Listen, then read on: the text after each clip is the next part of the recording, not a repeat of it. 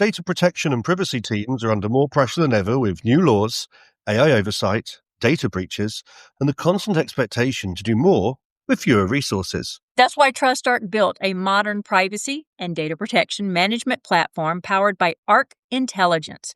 It unifies your tools, automates the work that slows you down, and surfaces what matters most right when you need it. From guided quick actions to our intelligent assistant, Ask Arc, you get credible, contextual answers backed by expert research, not generic AI guesses. Finally, privacy that works the way privacy pros work. Learn how TrustArc helps teams move faster with confidence at trustarc.com/serious-privacy. That's trustarc.com/serious-privacy.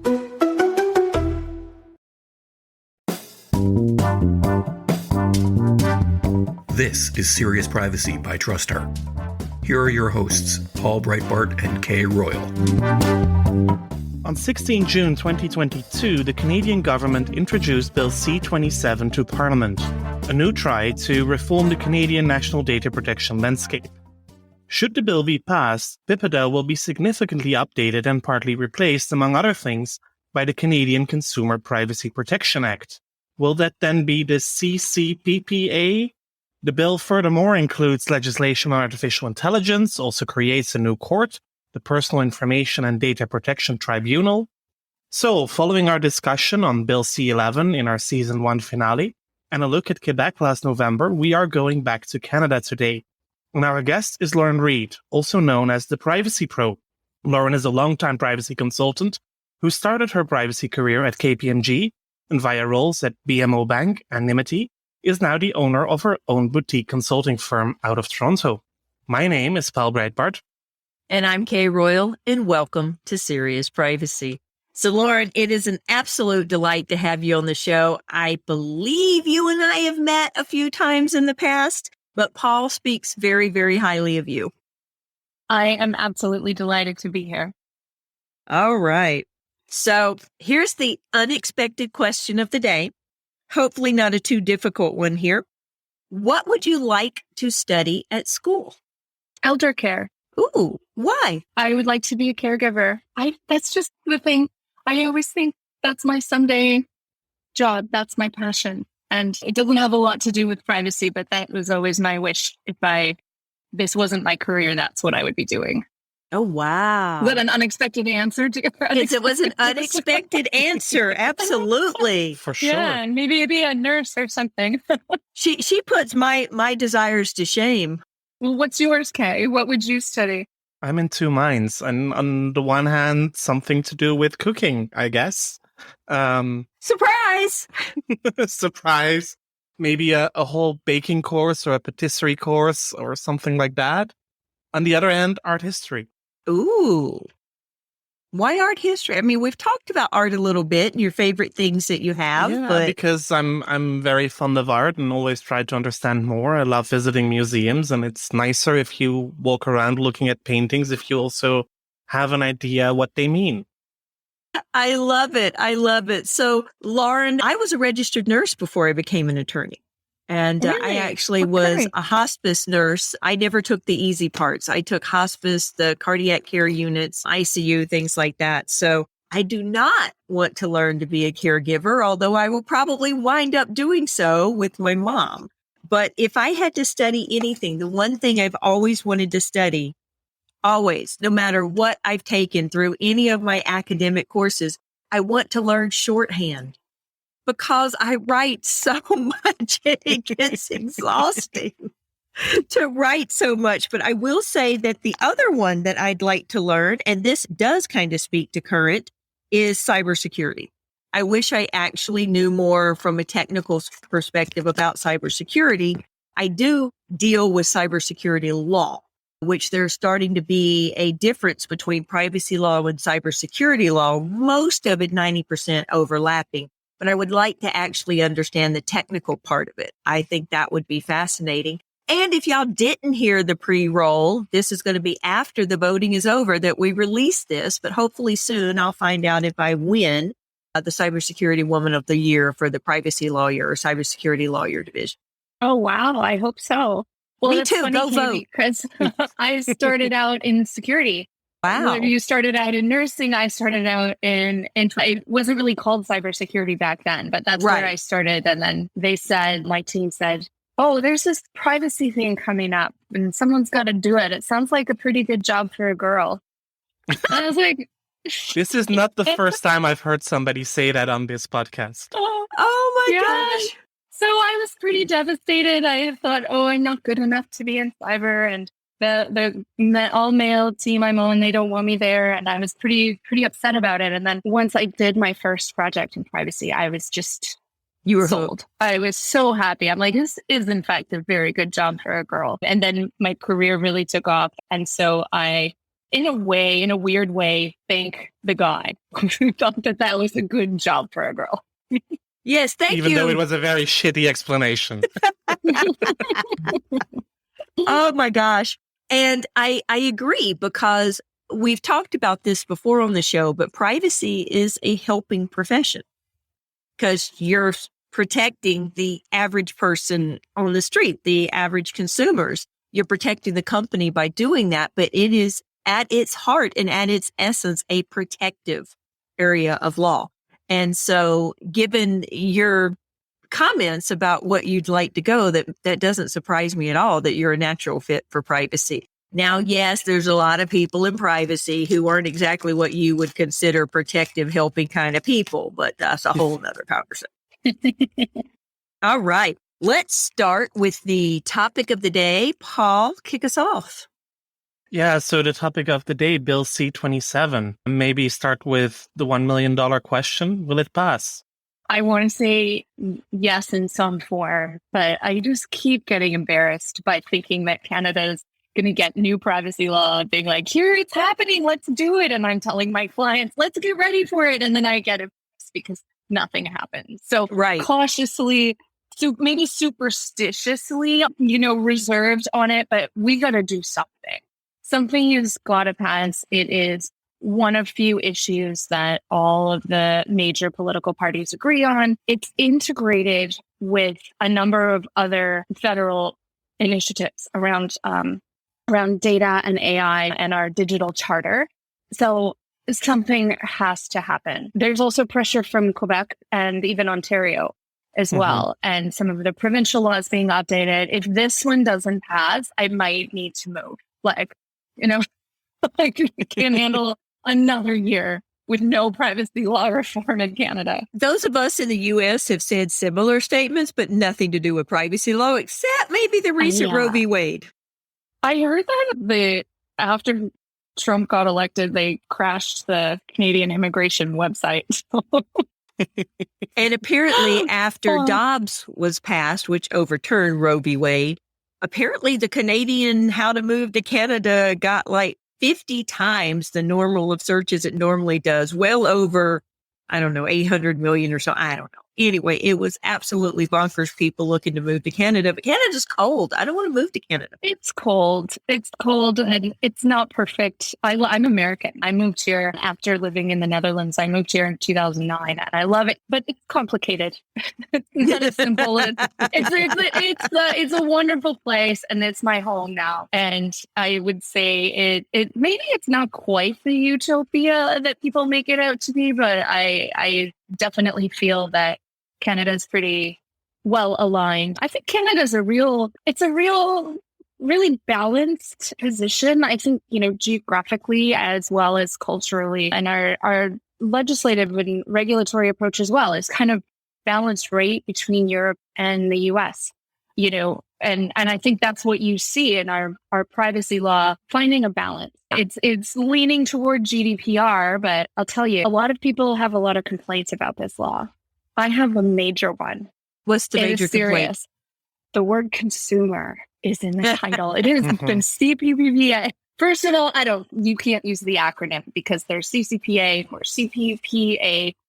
It doesn't stand for Canada. It stands for consumer. The word consumer does not appear anywhere else in the entire law, but just the title. It is in the title. And that's a little bit more aligned with the U.S. approach than I would like it to be, even though we've moved closer to GDPR in some ways. That's my biggest complaint about it, is I just hate that word. So you would prefer a fundamental rights approach I think they're trying for a fundamental rights approach. I think they think they're using a fundamental. You're like, I'm raising my hand. Come talk to me. I got some improvements here. So yeah, I don't know where this word consumer, why are we using consumer? Because it's not just a consumer law. I mean, it's not just in that relationship. I think our privacy regime is complicated. Yeah. It is a patchwork. It depends on the sector. It depends on whether we're talking federally or provincially. So I think this just adds to the confusion. And really, to me, it sort of diminishes the value of it by saying consumer instead of individual, which is what our current privacy law says. It calls people individuals, which I like a little more than data subjects. It just seems personal. Me too. Maybe this is like my softer caregiving side of things. Like, I wanted to sound nice. It's a fair point. Yeah. And looking at, there are three main elements to the bill. It doesn't seem like the Canadian legislative approach is getting any easier. Yeah. I mean, I think that there's a lot of people who are, on the spectrum of privacy professionals. If you think about people who are, maybe toward the activist side, who are purely human rights and very passionate about privacy and maybe less concerned about the impact on business. And then you've got the people who are business leaders who really care about privacy, but have to balance with, I'm not going to say balance with innovation because I'm not hearing that here. There's not a complaint. I'm not hearing a complaint that this is going to stifle innovation. I'm hearing complaints that it's going to cost money. Yeah. Which isn't necessarily the same thing, arguably related. But if you talk to people who are further toward that activist side of the spectrum, this bill doesn't go far enough. If you talk to privacy professionals, the chief privacy officers, my firm hosted an event. We like to host these informal drop-in discussions. No agenda, no rules. Oh, I like it. We just split people in. We randomly assign people to breakout rooms. And it's not for learning. I'm calling them lunch and don't learn sessions. And I'm so zoomed all lunch, out, no learn. Huh? Yeah. And it's just meant to hear what people really think. So there's a lot of brilliant people that are doing webinars on what are all the changes and how do they affect you. But we just like to spill the tea, so to speak. So we just gossip about, here's what we think about this. I asked people, whether you're in professional services or you're a chief privacy officer or general counsel, when you look at this, is there any aspect of it where you go, oh no, now I have to do something different? And they're pretty much no. Yeah, pretty much no. Pretty much no. There's nothing groundbreaking that changes people's operational approach to privacy. And that's why I think it's better, because it introduces other legal bases for processing. Finally, we're not just so obsessed with consent as the only basis.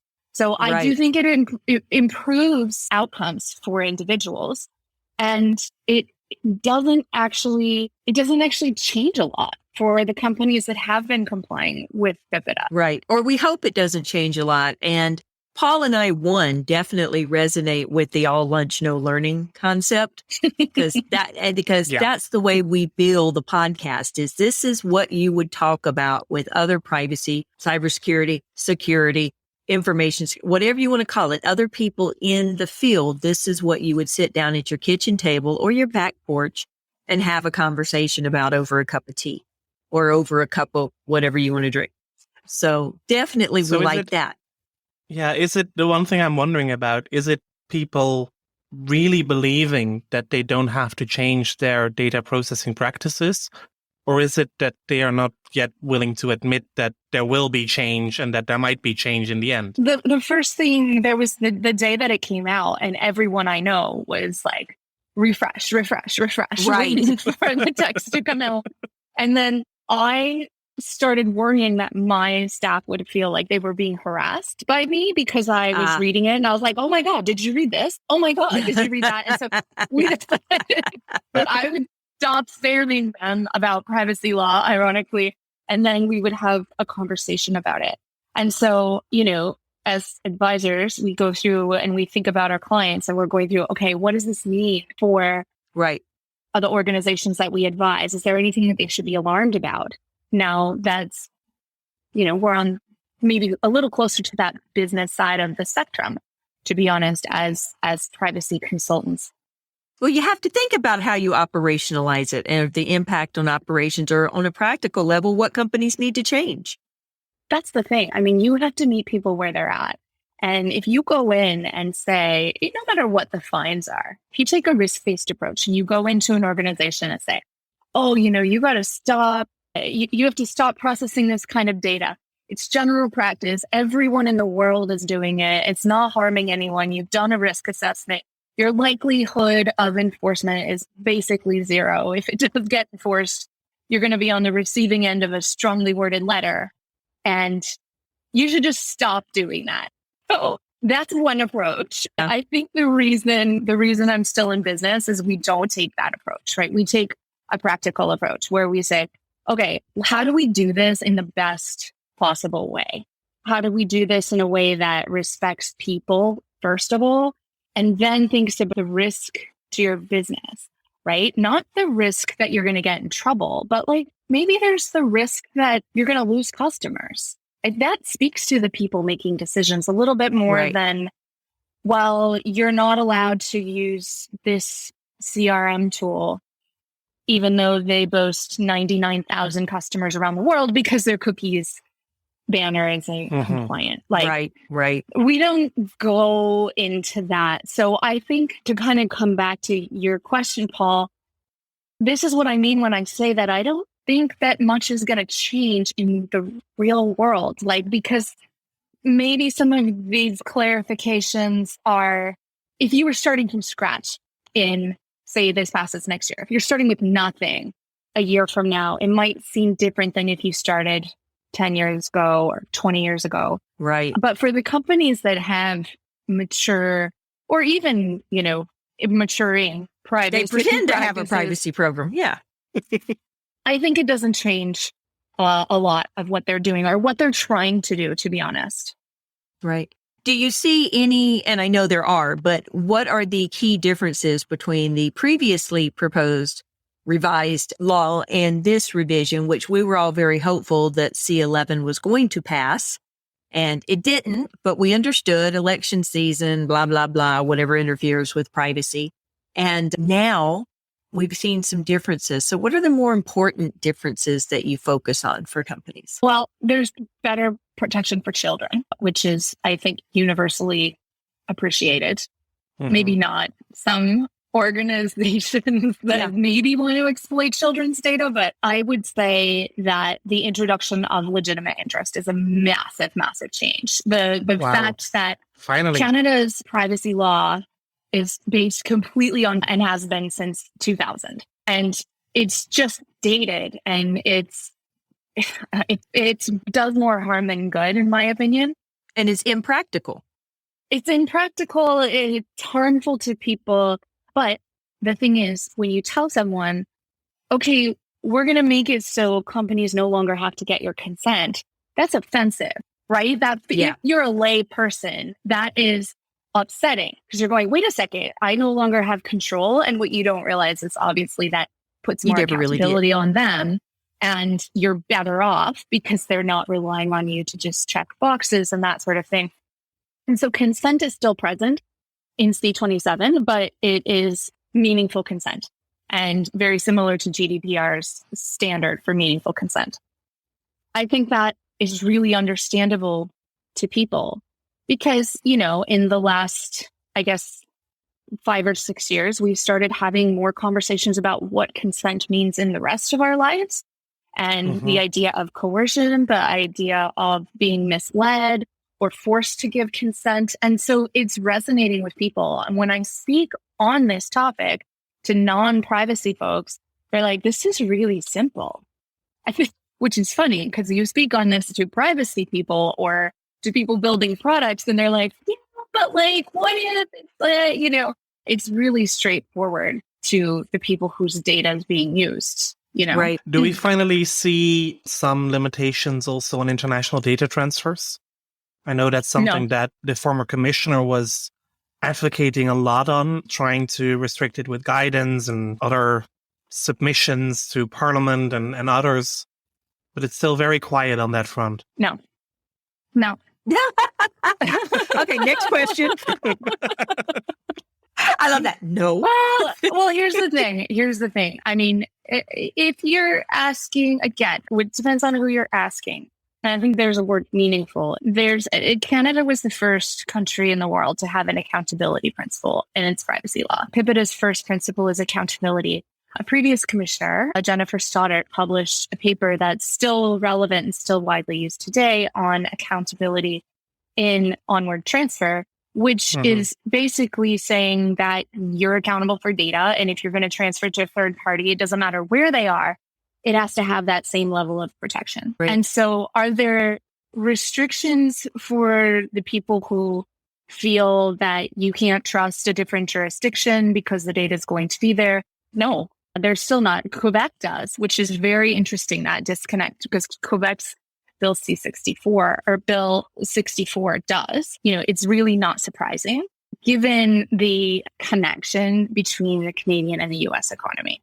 Given the USMCA, the NAFTA replacement treaty, right? It actually prohibits the kinds of laws that would restrict data transfer between the countries, between the members of that treaty. So it's not surprising at all, but there's still that accountability principle that says that you are accountable for making sure that the protection is the same or better if you transfer it to another place or if you host it in another place. Right. What that means for Canada's adequacy finding, who knows? Our mutual friend Constantine has been talking about this for years on how is the Commission going to evaluate Canada's adequacy in the absence of that restriction on onward transfer. Right. As a member of the Five Eyes, does it matter? I don't know. I think if you're worried that the US government is going to have access to data, then I would say ask yourself, is it something that they wouldn't otherwise have access to? What difference does this law really make? Because what you still have in Canada is a redress mechanism because of that accountability principle.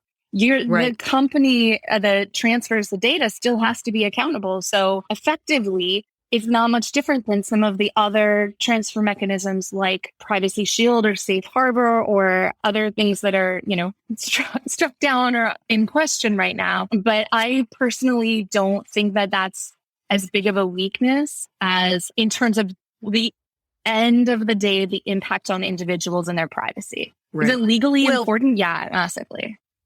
Well, and Canada really stepped up if this passes. I mean, we thought C-11 was a huge step up, and it was. So this goes even further. One of the things that you said stuck with me, that on a practical level, so in effect, does it do so-and-so? And I've always thought that the European data protection authorities, the supervisor, all of them, I always thought they were eminently practical. That's always been my advice to companies, is they're very practical. They understand. This past year or two, I've been thinking maybe they're not quite so practical. I've seen some rulings coming out going, really? Okay. I think before GDPR, they were a lot more pragmatic than they are today. Right. Also in Europe, the legislation did not fundamentally change. Right. Compliance levels did and compliance requirements did, especially because accountability was so much stronger under the GDPR than under previous laws. But no, I don't believe that there is went out the a lot window. of pragmatism left. It went out the window. But to be honest, you said about, this having an impact on Canadian companies and how hard it might be to comply and what effect it might have. It's going to be probably the U.S. companies that are going to have more of a mild heart attack, maybe, when it comes to the potential penalties that are there, up to 5% of global revenue, or administrative up to 3% of global revenues. I mean, we haven't really had any teeth in Canada for a while. And so they just kind of treat them as northern United States, and they just keep going about their business without understanding they actually have a data protection regime that resembles Europe more than it resembles the U.S. And now it's going to get closer if it passes. Here's the thing about Canada. Maybe we shouldn't probably delete this. To my friends who work at the OPC, no offense. OPC, just responding to complaints takes them over a year. And I don't see any allocation for more resources. I haven't heard from them that they're short on resources. They don't enforce the current law as it is. And I mean, they don't follow up on complaints from people. There was statistics that a friend of mine was sharing the other day that there was one case that took 13 months to resolve, and the resolution was that there was no jurisdiction. It took over a year to determine that they had no jurisdiction. So Right? Wow. that's one thing. Another thing, so Canada's privacy commissioner has been very vocal. The previous one, the outgoing commissioner. Right. We have a new one, I think, like the day after this bill was published. And so we have a blank slate. I don't know what he's going to be like, but the previous commissioner was always going on about the need to be able to issue orders or issue fines. Yep. What do you think you're going to do with that ability that you haven't already been doing? So Right. I'm unimpressed, to be honest with you, with the performance of the OPC under the current regime. Again, Vance, Brent, I'm sorry. No offense intended. We're just discussing the law and the impact. I mean, to be honest, I'm saying the same about a lot of the European data protection authorities who do complain about resources, but also there, I'm not very much impressed by the speed and the effectiveness of their decision making. I've been on record saying pretty much the same thing about some of the U.S. enforcers. So I'm in good company here. We're all gossiping. I love it. Well, here's the other thing that a lot of people around the whole world probably don't understand or appreciate about Canadians. I mean, they would appreciate it if they were here, but they don't realize this about Canadians. Canadian companies spend millions of dollars on their privacy programs, even though the only consequence is the threat of a strongly worded letter. Canadians by nature are very compliant. They like rules. They like to follow rules. Canadians love regulation. We're very proud of the fact that we're highly regulated. You hear this all the time here. If you talk about the financial crisis of 2008, Canada is one of the only countries in the world that came through relatively unscathed because we had a heavily regulated financial services industry. And so we like to follow rules. I think that that this 5% or $25 million is on my list of things that make the law more modern. It aligns it, it makes it more aligned with European law, but it doesn't probably have that big of an impact on the individual people whose privacy is not more protected because of that fine, because the companies that are egregiously violating people's privacy, they're going to do it in the face of a $25 million fine because enforcement is ineffective. Yeah, if the rules aren't going to stop them, the rules aren't going to stop them. So the vast majority of Canadians just appreciate the value of compliance as well. So in the last year, I've probably had 4 new clients reach out and say, we'd like to build a privacy program. We have one, it's a few years old. We're starting from scratch. And they tell me about their business and what data they're processing. And I'm like, why? Why? Why do you want to pay me money? That's how I feel. And I actually do ask that. And I think people appreciate that, this honesty of going, why do you want to spend money on this? Because sometimes there's a thing they haven't told me yet, which is, and also we have breach or something like that. But sometimes it's young people. So you have somebody who's coming into like a middle management position, say they're in their early to mid 20s, and they're like, I just got promoted or I just got hired into this company and I found out that we don't even have a good privacy program. And I think that all companies should have that. And so it's really just out of a sense of duty and responsibility to their employees or customers. I mean, in Ontario, there is no privacy regulation that applies to employees. And you're seeing Ontario companies that are just wanting to do the right thing. So that's a unique thing about Canada, that when you hear criticisms in the rest of the world, you hear a lot of criticisms around the notion that accountability is a just trust me approach, which I fundamentally disagree with. Accountability, that's not what it is, but it's a convenient and simplified way of understanding it. But that doesn't translate here. That idea that, companies are just going to do very bad things if we don't enforce the law. That's a specific cultural thing that we don't necessarily have here. There's also something about our market or our economy. Like, there's not a lot of large global companies that are based in Canada, right? Because y'all are cold. Well, it's cold and nobody wants it too regulated, right? Too strong of regulations. Who would want to set up shop in Canada? It's cold and there's heavy regulations. No. I know. What do we have going for us? That's a whole nother podcast as to what Canada has going for it, because that's fantastic. But, moving on. There's not a lot of global companies based in Canada. We are not the US.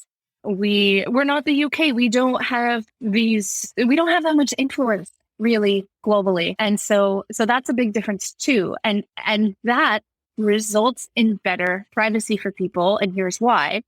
Canadian companies have to look at a global market. It's a tiny country. It's the second biggest country in the world physically, but in population, it's a tiny country. Lauren, you just talked about the OPC and the role of enforcement. How will, in the future, the role of the OPC be with this new personal information and data protection tribunal that's also being set up? How will these two relate to each other? So we've never heard of this before, and we know what a tribunal is. That would indicate there's some sort of a human rights-based approach here. But a lot of the people that I consider the smartest people in the world on privacy are reading this and going, is it that it appears that the tribunal is for companies to appeal the rulings of the OPC? And so people are like, we have to have read that wrong. There's no way that they set up the tribunal as like an appeals board for the companies. But there's a lot of confusion amongst privacy professionals right now on the role of the tribunal, because it's just net new and there's not a lot of detail in it. But I wait to see how that gets clarified, because it seems kind of weird right now. Yeah, I always took it as an appeals process for the individuals based on what the company may have violated. But you're right, it doesn't specify. So with that, I think we're going to have to come to an end, because I think we could definitely go an hour to an hour and a half talking about this. But fabulous, fabulous information, Lauren. We'll make sure people know how to reach out to you that have questions. We absolutely, Paul and I are completely unbiased when it comes to who you should reach out to in Canada for advice or things, but not really. All the ones we'd recommend, we've pretty much had on the show. Indeed. Yeah. And the good thing is that Constantine is also working with Lauren. So, I mean, it's a small world. Yeah, exactly. We're a small world. We're all friends. We're all, Yeah. Of course, Canada's friendly. They're all friendly. Somewhere back there is that Nimity connection again. The Nimity mafia. I know everybody who's anybody has that Nimity connection. Exactly. So yeah, thank you very much, Lauren, for joining us. And thank you to all our listeners for joining another episode of Serious Privacy. This was my last episode for the next couple of weeks, that is to say, because I'm going on vacation. Don't worry, the podcast will continue. Wow, we have free reign! My place will be taken by my good friend Ralph O'Brien, who has stepped in for me before and will do so again this summer. So you'll get the non-EU UK perspective on all things privacy and data protection. And as always, if you like the series, please do tell your friends and colleagues about us, rate and review the episodes in your favorite app or platform.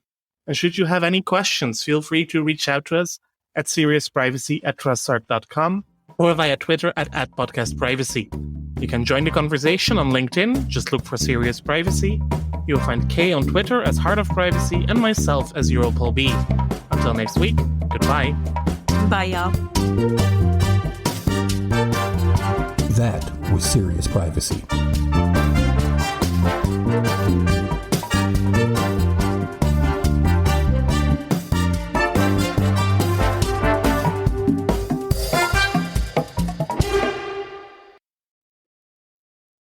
If you're a data protection or privacy professional, you already know the pressure. Non-stop regulatory change, AI oversight, internal demands, and the expectation to somehow stay ahead of it all. And the old patchwork of tools just isn't cutting it anymore. No. That's why TrustArc created a modern privacy management platform powered by Arc Intelligence. The TrustArc platform brings your workflows, evidence, research, tasks, and applications all together in one unified and intelligent workspace so you don't waste time digging, clicking, or context switching. With Ask Arc, your privacy assistant, you can ask plain language questions about laws, jurisdictions, or even your own program data and get credible, cited answers based on NIMBY research and more than 1,000 global laws. It's explainable, transparent, and purpose-built for data protection and privacy. So if you need to add a vendor, create a cookie banner, or start an assessment, quick actions take formally complex tasks, turn them into bite-sized guided workflows to save you time. It's a platform that thinks like you, works like you, and helps you move faster with confidence, whether you're a seasoned DPO or you're just getting started. See how modern privacy gets done. Explore Arc at trustarc.com/serious-privacy. That's trustarc.com/serious-privacy.